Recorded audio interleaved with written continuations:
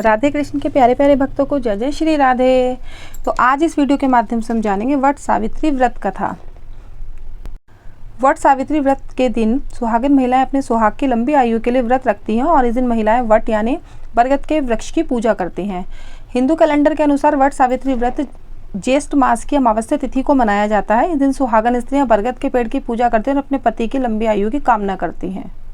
वट सावित्री व्रत सौभाग्य प्राप्ति के लिए एक बहुत बड़ा व्रत माना जाता है। कहते हैं कि इस दिन सभी सुहागन महिलाएं एक साथ मिलकर कथा भी सुनती हैं। तो कथा कुछ इस प्रकार है। पौराणिक कथाओं के अनुसार सावित्री मध्य देश में अशुपति नाम के राजा की बेटी जब विवाह योग्य हुई तो उन्होंने धूम्रसेन के पुत्र सत्यवान जी का जिक्र किया। ये बात जब नारद जी को पता चली तब वे राजा अशुपति से बोले कि सत्यवान अल्पायु हैं और 1 वर्ष बाद ही उनकी मृत्यु हो जाएगी। यह सुनकर भी सावित्री विवाह के लिए अड़ी रहीं।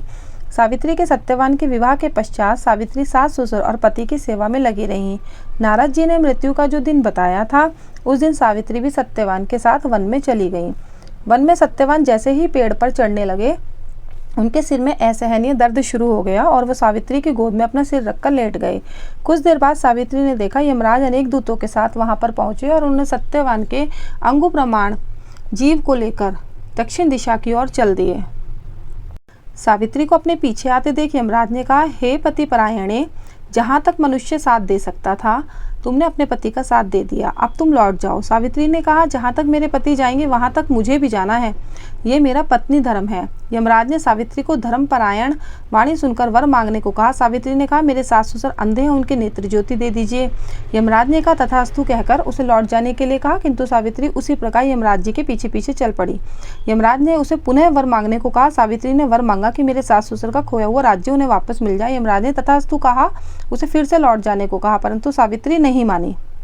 सावित्री की पति भक्ति व निष्ठा देखकर यमराज जी पिघल गए। उन्होंने एक और वर मांगने के लिए कहा। तब सावित्री ने वर मांगा कि हे यमराज, मैं सत्यवान के पुत्रों की मां बनना चाहती हूँ, कृपा कर आप मुझे ऐसा वरदान दें। सावित्री की पति भक्ति को देखकर उनसे प्रसन्न होकर इस अंतिम वरदान को देते हुए यमराज ने सत्यवान को पास से मुक्त किया। सत्यवान में जीव का संचार हुआ और वह उठकर बैठ गए।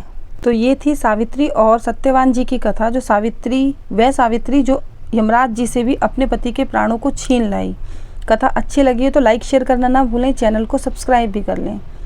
Thanks for watching. जय जय श्री राधे।